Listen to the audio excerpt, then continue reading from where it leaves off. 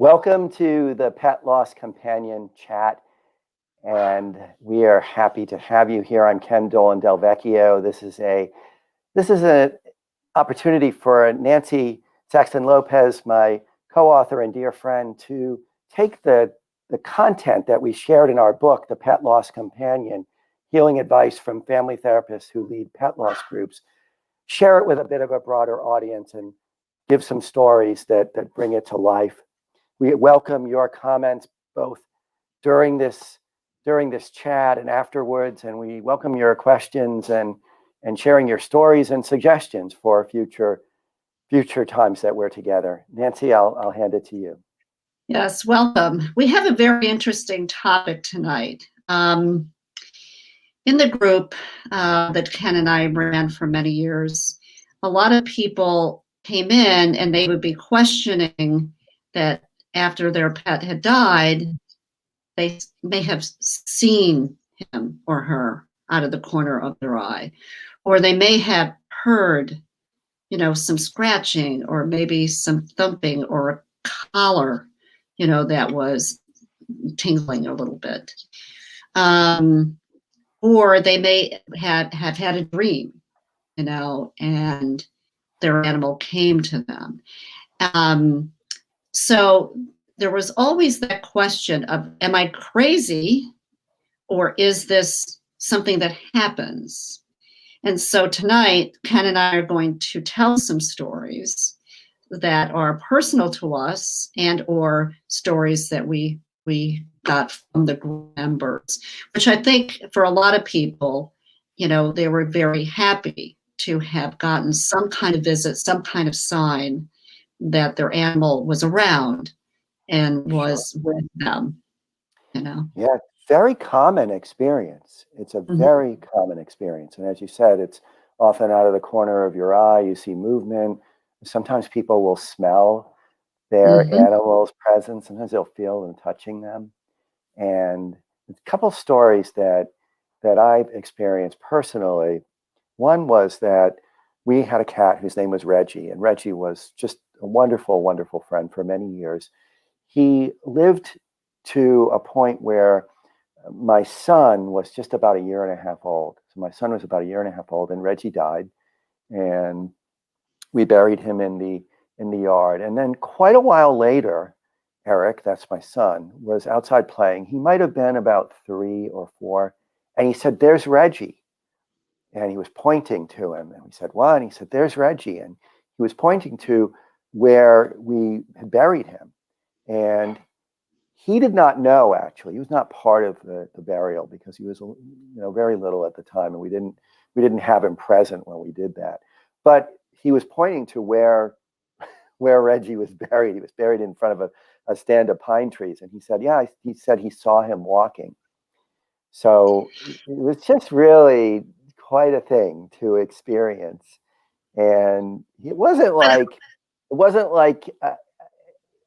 all that extraordinary to him. I guess he just kind of said, "There he is." And but I think kids are much more open to that too. I mean, I think you and I have heard stories about that with human people, like grandparents, and all of a sudden a grandparent has died, and all of a sudden the child will say to their mother, "Oh, Grandpa's here." And so, I mean, I think that for some reason they're much more open to having that experience. Well, I mean, there's also this idea that little kids take in everything that they actually perceive, but they only increasingly pay attention to things that are validated by the adults around them. And so you think about kids who talk about an imaginary friend of one sort or another, and their parents might say something like, "Well, they're not real." So if we're told over and over again that some kind of perception we're having isn't valid, we tend to just sort of close off to it. I wonder if that doesn't happen. It's kind of like the phenomenon of people who are in a very abusive relationship. They will hear so much terrible stuff, and they'll hear so much distorted perceptions about the world and about themselves, that it's hard for a human being not to begin to believe what is told to them over and over and over and over again. And I feel like that has something to do with the fact that the perceptual range for children seems to narrow as they grow past their very early years. So it's interesting that we could go on. I mean, there are other child stories. Sure. But to go back, I'll talk about a person that came to our group, that Ken, you also know. He had 2 cats, and one of his cats had died, and that's why he was coming to the group. And he came for quite a while. It was very devastating for him. And after a few weeks, I guess, after his cat died, his first cat, he noticed that he would come up to bed, and all of a sudden, the lights, the little runner lights in his hallway came on. Mm-hmm. And he said, well, that's weird, but my other cat must be downstairs and is coming up now. But he turned, and there was his cat laying next to him. Mm-hmm. And so he was almost hesitant to tell us this, in the group. He was quite like, are they going to think I'm absolutely nuts? But those lights came on every night for a few weeks and then ended. And so there was something else, I think, too, Ken, with a fan that would come on. Yeah. There were different things with electricity that happened. were connected. He firmly believed that it was this first cat who had died, and it gave him great comfort to know that Sure. he hadn't left yet, but in a few weeks he left. But that's just one of an example of a lot of the things that were going on for our clients that were in the group, or people that were in the group, these kind of things that would be hard to explain. Yeah. Well, I was going to say the most compelling story I remember, and I shared this with you, I think just before this meeting, was when a person came and they talked about the time that their 2 teenage kids were sitting at the kitchen table. They were doing their homework, which they always would do at the kitchen table. And they heard scratching at the back door, which was very common because they'd had a boxer who would be out in the backyard, which was entirely fenced. And he would want to come in when the kids were there, and he would start scratching. And the kids suddenly, they kind of woke up to the reality that he had died a few weeks before. He wasn't there anymore, and they'd just heard him scratching. So they went to the back kitchen door, they opened it, and on the stoop was a toy that this dog had loved, but had been lost quite a while ago. It just disappeared. And there was this toy, it was covered with mud, as though it had been pulled out of wherever, behind a bush, and just put there on the stoop.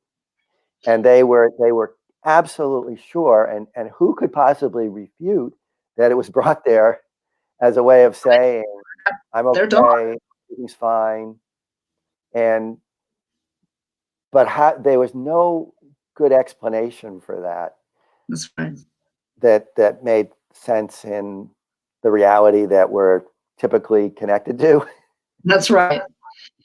And I think that's why a lot of people, and they wanted to, right? They wanted to have those signs. It was such a good feeling. It was basically like a sign that he's okay, and he just wants you to know that. I mean, that's generally the way people interpret those kinds of experiences, and they're very common. I mean, these kinds of experiences are very common. I mean, I've told you as well that I've experienced my father and my grandfather, both of whom are long deceased, in my presence. I was once driving, and I felt the presence of my grandfather, and the way I knew, I saw, but I couldn't see in the usual sense, but I saw a figure there sitting with a hat, the kind of hat that he would always wear.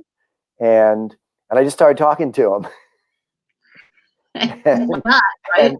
and, and it was nice. It was comforting. He didn't really say anything, but it felt like a warm sort of connection. And so, we have lots of experiences, I think, that are sort of outside what we consider to be Of the course. normal limits. And really, people are not crazy. I mean, these things happen, right? Very common. It's very, And they wish it to happen. And yep. now sometimes people do not have those experiences. They may not Mhm. smell something or see something out of their eye or hear something or even dream. But I do think they yearn for that, you know. So when that happens and they do come in and talk about it, I have a client who would talk about the ladybugs, every time that she saw a ladybug, and she saw quite a few of them, and this was after the death of her dog, that she really believed that that was a sign for her dog to say, hey, I'm here and I'm looking out after you. And a lot of people talk about cardinals, especially, or different types of birds, or butterflies. And some hear different things, and that brings them closer to the animal, or in some cases, the person who is left.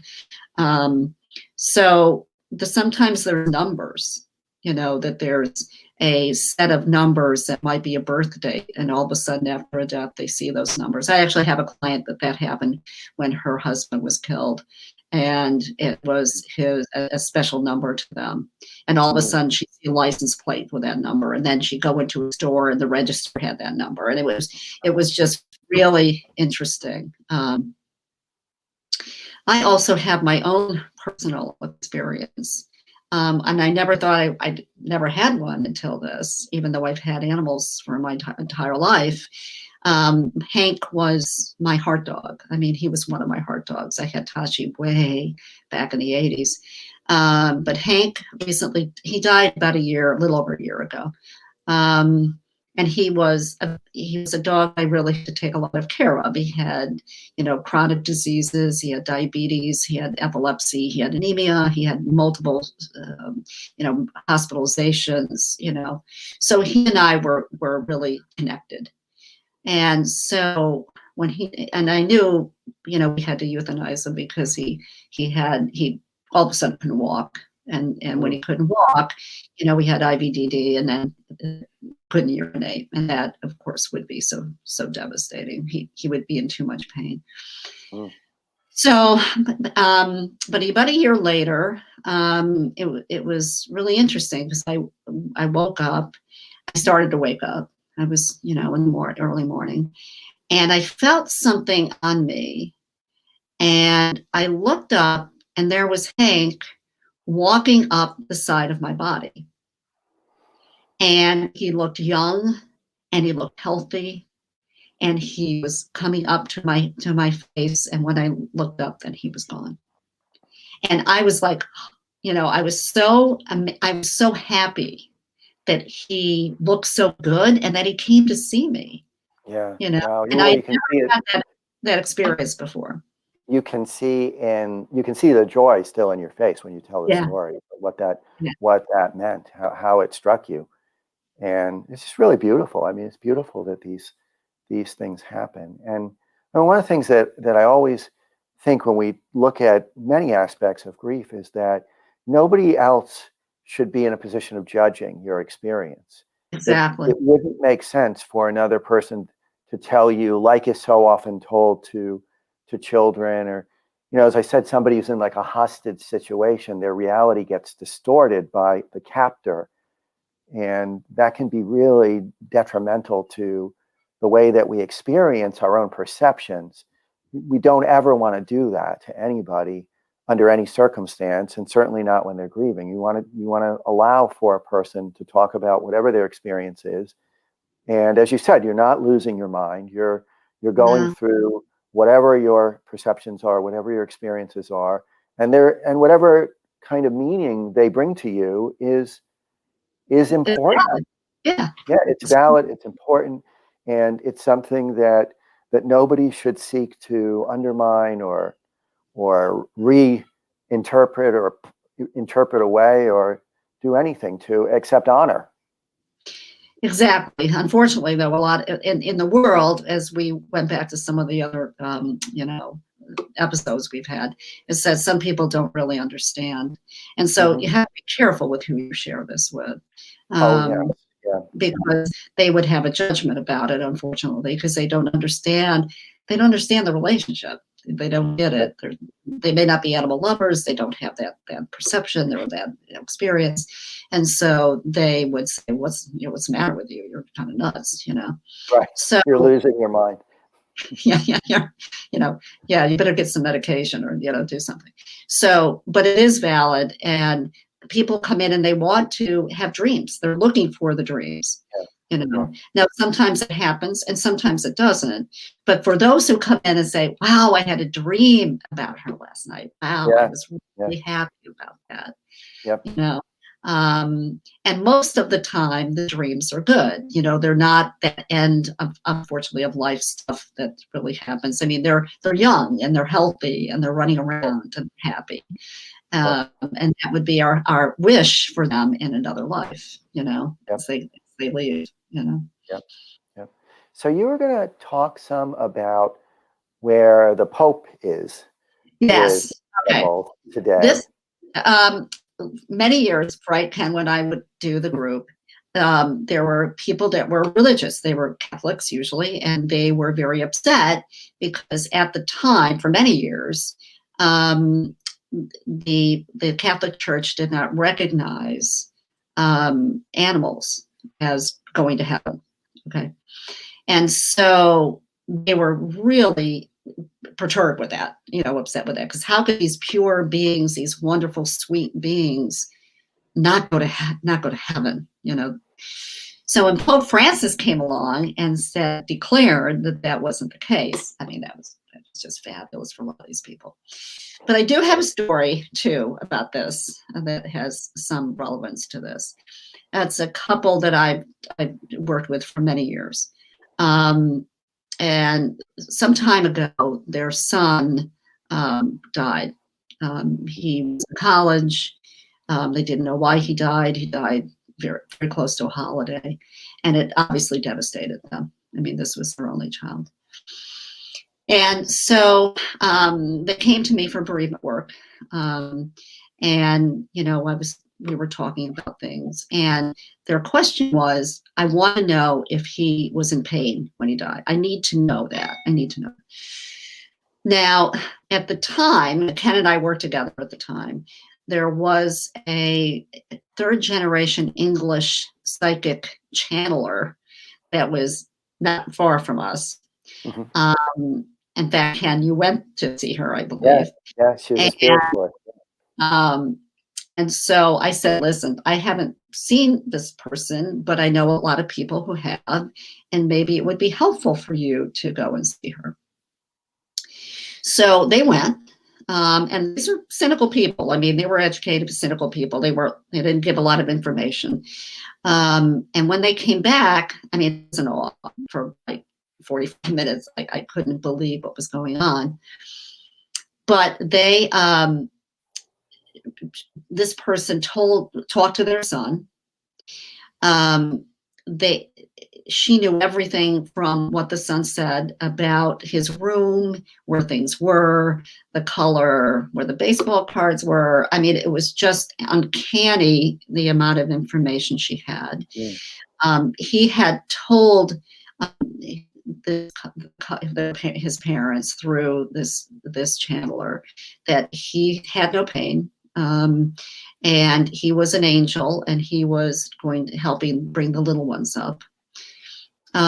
So they felt much better. But she also said that he was talking about the people that had in heaven with him, that had died. And it was a couple uncles, it was somebody else. And the cat. So the cat was there also. And Mhm. we would tell the story, to people in the group because they're like, oh, that's good, right? Because that Mhm. solidifies that they go to heaven. So Yeah, I mean, as you said, I went to see this spiritualist as well, and she was quite amazing. She talked with my father, and I talked to my father through her. Some of the most remarkable things she did was she really seriously predicted many events in the course of my life going forward. So, for example, I hadn't written anything at all at that time, and she said, I see a number of books. Do you write? Do you write? And I hadn't written anything by then. And I said, no, I haven't. And she said, well, that's going to happen. And she predicted the relationship that I'm in now with my husband. It's really quite remarkable. She also, as I mentioned, my dad was very focused on financial security, on saving and investing. And it was very funny because that was my dad. He was like, you got to be really careful. And he was a teacher who saved a lot of his money. And so it's very interesting the way that there are ways that people connect beyond this that's right. current life. And I have to tell you about something funny about that idea of a soul. When the book was being reviewed, so I have a friend I had it reviewed by a friend who's a journalist before it went to the editor. And he said to me, one of his comments was, you talk about the soul of animals, you call them souls, and there are people who are going to read this book and are probably not going to appreciate that. I don't remember you telling me that. I don't think I mentioned this to you. And I said, well, to me, of course they're souls. They Yes, are souls. of Like, course. I mean, and also he had some questions about the way I used when I would always use who instead of it, or I can't remember exactly, but I would always use the same pronouns that I use for people. Of course, because And there what? There and I was like, some of my favorite people are not people. are right. and and but it was very interesting to me. And he wasn't saying it in a pejorative way. He was just saying you should note this. Like you should be Just he's a wonderful guy and really dear friend. But it was just really noteworthy to me. And I have to say, I mean, my experience with all kinds of animals, with horse who we had and we were guardians of for a while, and cats and dogs and birds and chickens. I mean, all of these are they're so much more similar to us than they are different. To me, oh, they're just so much more I similar than they are. They're interested, they're concerned. I'll never forget when we were with a horse for a number of years. We had adopted him out of a program to which he eventually went back and became a police horse, and he had quite a career. He would have this fungus on his ankles now and then, and we'd have to put iodine on it and wrap it up. And I'll never forget just the way he would look at us, like, I know, you're taking care of me, you love me. It was like the kind of concern that I would have if somebody was doing some kind of right, exactly. procedure on my own wound. I think it's really interesting, this idea that some people don't feel that way, No, but but we of do. course they have souls. If they have everything we have. That's the way I think Right. about it. No, and I think I absolutely agree.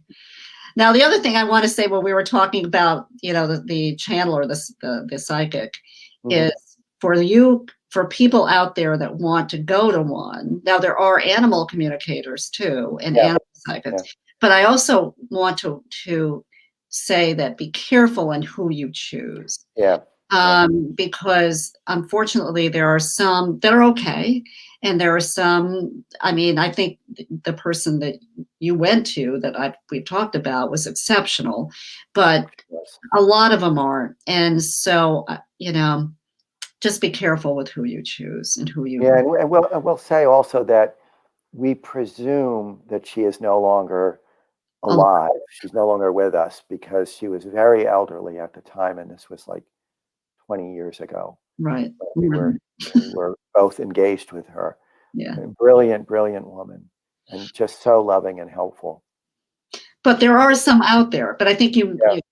for those of you who want to go and really talk to your animal, which you can, with different people, you want to do your vetting, and make sure that they are who they say they are and they can help you. I think it is helpful if you get the right person. Yeah, I think it's helpful. I also think that it depends on your temperament whether or not this is going to be something that you want to do. It's we're such individuals that for some people it's just not going to be something that they're inclined to do, and for other people it'll be something that is really, really important to them. And I think it always comes back to this point about the way that we grieve is our individual. It's very individualized, and what's right and fitting for one person might be totally off limits to another person's sensibilities. And so whatever is good for you. And the way that I look at this also is that the journey of healing is one of self-care, that you Yes. do what helps you and your loved ones to care for yourselves during the time that you're working through the reactions and feelings of the early loss. And that's what maybe another topic we can do is rituals and memorials, because that comes into how people can do something, because you need to do something sometimes when your animal dies, and that can be helpful, but it's also very individual. So maybe we can talk about that at another episode. Yeah. So closing thoughts from you? Look, I think most people would like to have some kind of acknowledgement that their animal is around and is looking out after them or wants to be with them or is checking up on them. And if it happens in many different ways, it could be smell, sight, feelings, whatever, dreams, is fine. If it doesn't happen, though, there's nothing wrong. There isn't anything that's a problem with that. Yep. And one thought that comes to mind is I think I might have mentioned this to you. There's a great documentary series that is available right now. I believe it's on Netflix. It's called Surviving Death. Oh, somebody else told me about that. Really very interesting and compelling. I think there's 4 or 5 episodes, and if you are all interested in this subject, it's not specifically about animals, but it's a window into the study of the phenomenon of the afterlife, and it's very, very interesting. I'm going to look. Yeah, and then the closing thoughts that I have is that love never dies. Right. That's just something to hold on to, that you will continue to experience your love for those who have left us in your own individualized ways. It may include visits, it may not, but you hold them in your heart, and that doesn't ever have to go away. You never have to lose that. They nestle right in there. Yeah. So another great time talking with you, Nancy. I look forward to our next conversation, and I hope that this is of some comfort to people who listen and who watch the video. Take care. Take care.